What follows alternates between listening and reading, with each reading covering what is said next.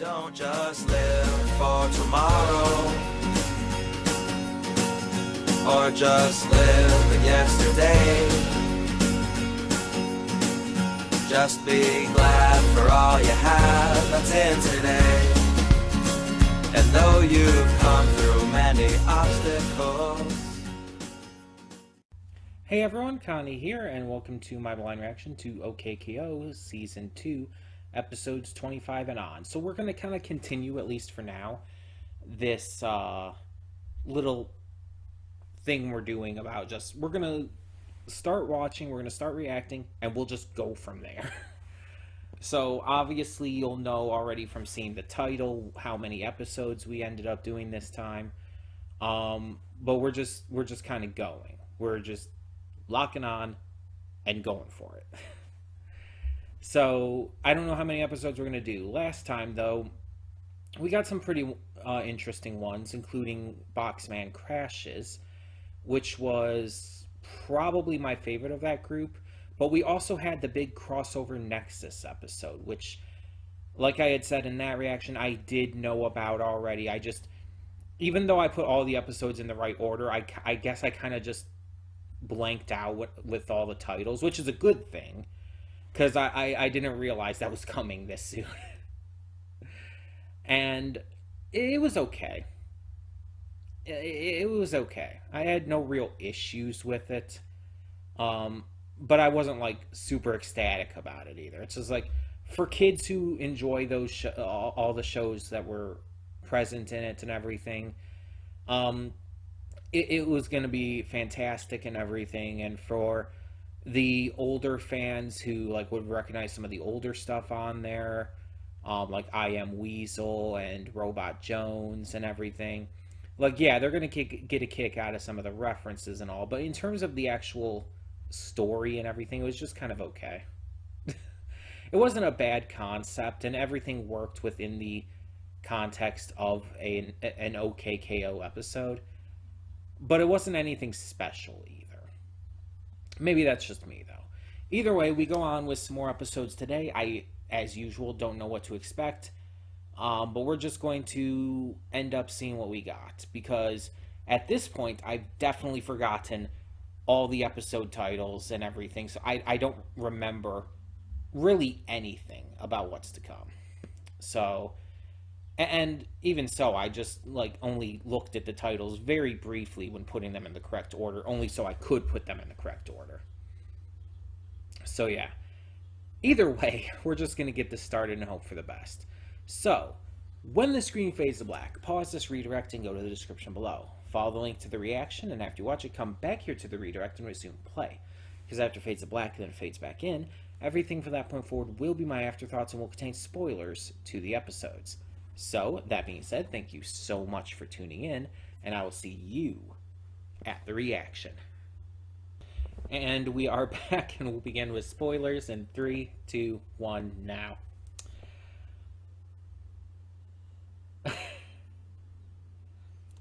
This may be... I don't know how this opinion is going to be taken. I don't know, like...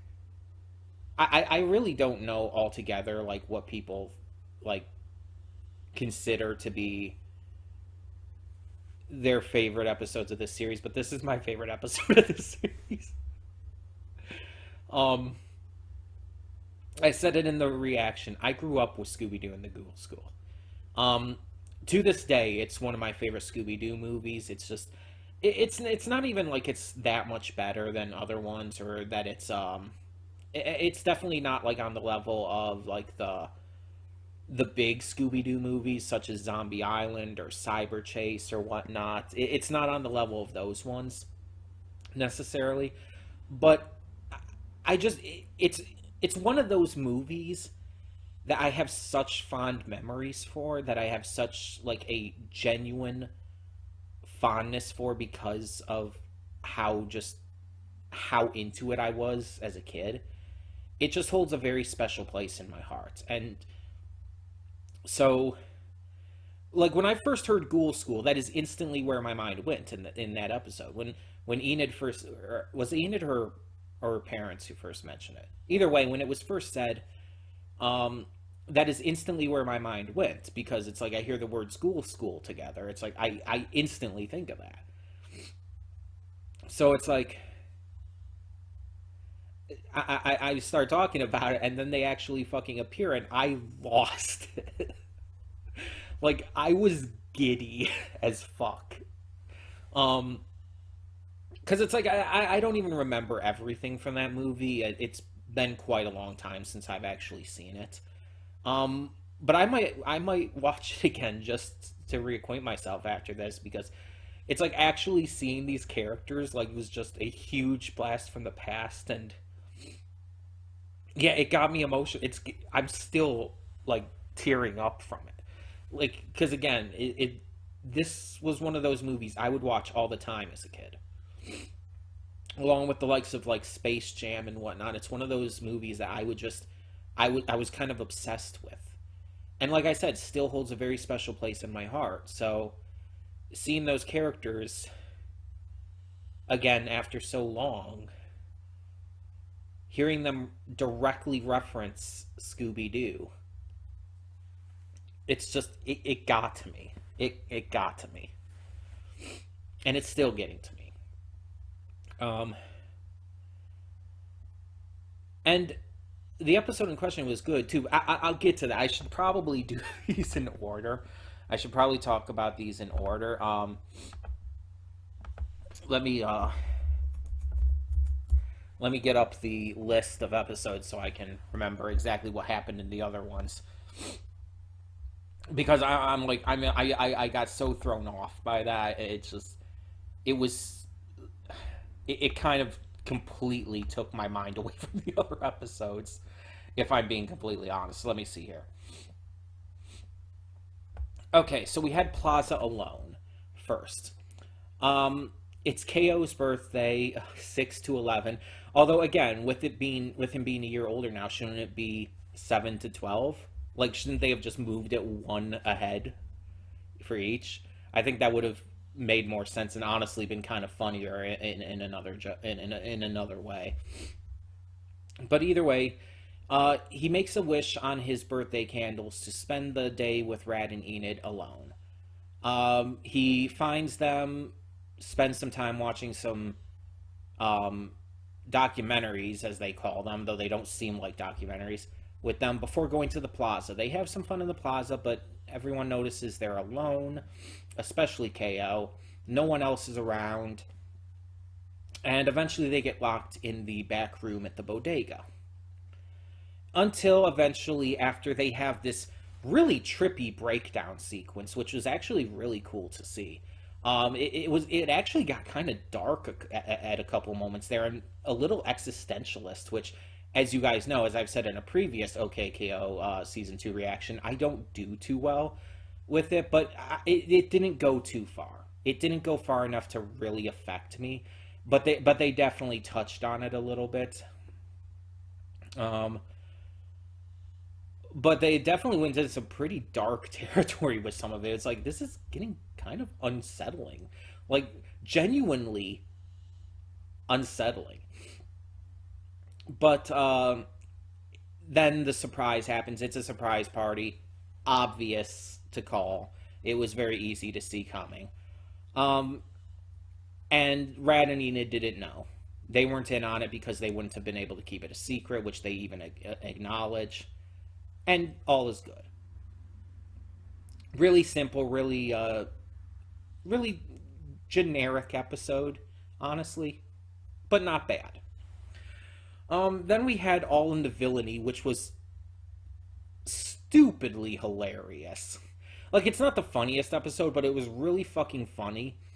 And just the concept, like when it starts out and everything, you see the sitcom opening and everything. It's like, oh my fucking god, this is hilarious, and I hate it. And I'm saying I hate it in the best way, by the way. I don't mean like I actually hate it. I mean I hate it as in it's annoyingly funny to me. I don't know if that makes any sense to anyone else, but yeah, that's kind of the idea that was going through my head. It's annoying as fuck, but in the funniest way that they made that joke. And basically, the episode centers around Boxman and Venomous trying to get their crazy kids to cooperate with each other. The trouble with two dads just trying to raise a bunch of crazy children. And this episode, like, outside of just the shenanigans with Daryl and Fink constantly fighting, which they were the only real two problems there, and them having to learn to work together and everything, which they did. Honestly, what was more appealing with me to this episode was this super fucking obvious fact that Boxman and Venomous are just a fucking couple.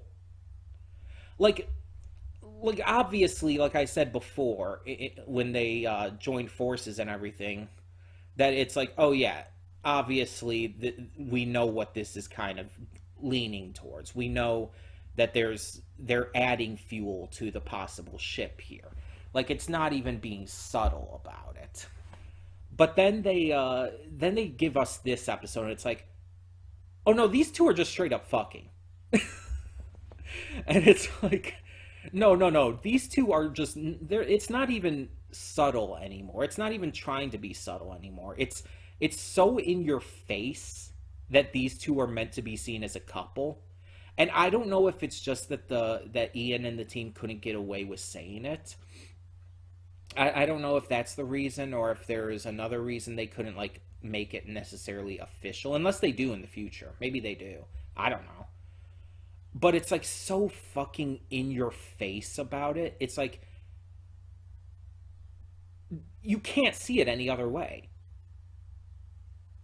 You cannot see this any other way. They are just, they are a straight up couple. Like, it's beyond shipping at this point. It's practically canon. And it's just, and I'm all for it, by the way, because I'm fully on board with their dynamic. They work really well off of each other, and honestly, I just believe it. But it's just like, my God, can you make it any more obvious? I don't think they could. I don't think there's a way to do that at that point. But then we get into Monster Party, and like I said, maybe it's the bias talking. It probably is. But I will say this is probably my favorite episode of the series. Like, not just the season, the series.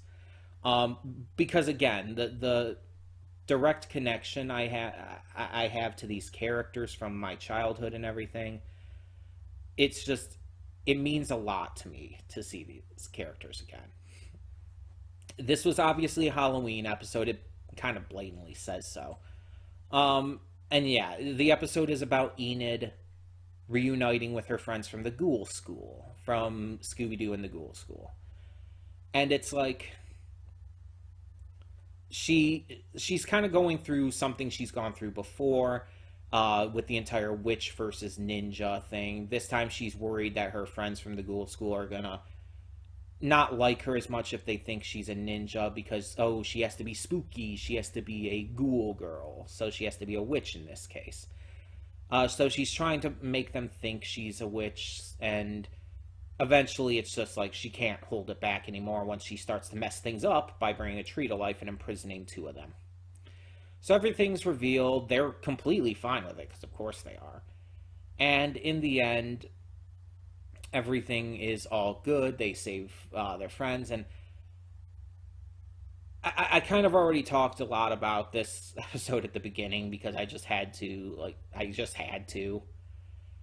It's just, when I saw them actually pop up on screen, like, it just never occurred to me that that would be a thing.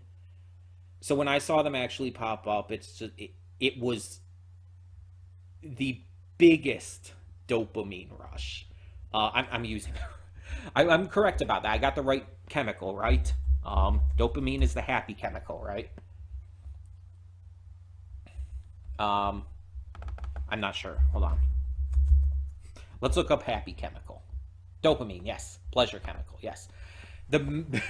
I wanted to make sure I got that right, because I don't know. I just wanted to make sure. The biggest dopamine rush to my head, it was just like this instance of pure joy. seeing them pop up on there, and hearing them mention Scooby and Shaggy, um, seeing the original art style from the Ghoul School movie, and Enid drawn in that style too. It's just like, just everything working together, just like sent me. It was the best possible thing. Um, like for a lot of people, the crossover Nexus episode probably would have been a bigger deal. But again, for me, growing up with that initial movie, it's like that was big for me. That was really big for me. And yeah, it got me emotional. It got me tearing up. It was it was just that impactful. I want to see who some of these VAs were though. Um, Rusty Taylor was Phantasma, voice of Minnie Mouse for 33 years. Okay. According to this, she was actually married to the voice actor of Mickey Mouse, which is fucking adorable.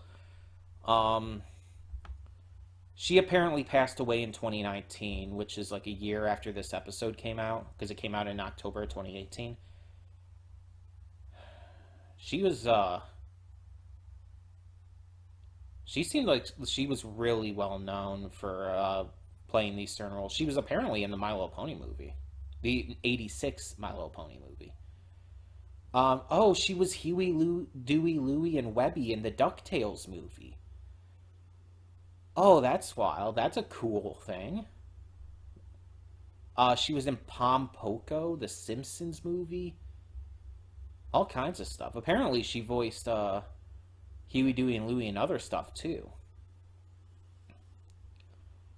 She was multiple characters in the Cinderella 2 movie, including the fairy godmother and Drusilla Tremaine.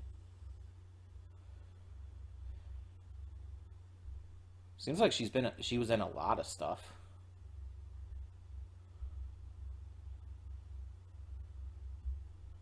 Yeah, she was Huey, Dewey, Louie, and Webby in the DuckTales series too. So, yeah, that's pretty big.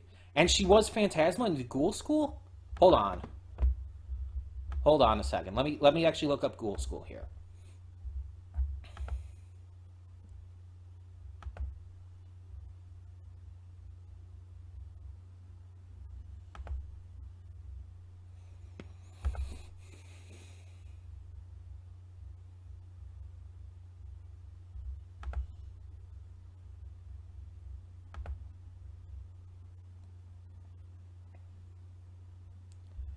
Okay, looks like Winnie and Tanis had different voice actresses, but the other three, Sabella, Elsa, and Phantasma, they were the same voices.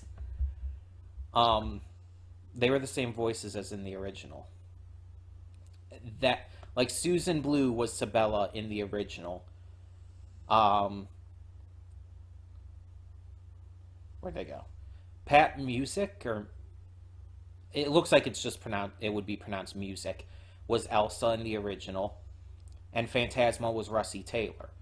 Um, but Winnie in the original, Winnie was Marilyn Schreffer, who passed away in 1988. That explains that. She was only 42 when she passed, and Winnie was her last role, which aired after her passing. Oh, that's really sad. Oh, that makes me really fucking sad. And it was cancer too. It was late stage liver cancer. Oh. I thought Winnie's voice sounded definitely familiar, but like I couldn't like place it necessarily. And Tanis was originally voiced by Patty Maloney, who appears to still be alive. But around 2010, she was diagnosed with age-related macular degeneration. So she had a issue with reading her scripts and stuff like that, which I think isn't that what Bruce Willis was recently diagnosed with, or at least something similar? I think he was diagnosed with having at least something like that. So that's why she couldn't return to the role, and she was replaced with Kristen Lee as Tannis. So the fact that 3 of the original voices are in this, though, it's like I'm gonna have to go back and listen to them. I'm gonna have to compare them. I'm gonna have to geek out all over again. Sorry that it's getting dark. It's just the time and everything this is being recorded at, but God, did that hit me hard. Like, that was just like, that this is just the best. It's just the best. I love it so much. I love it so much.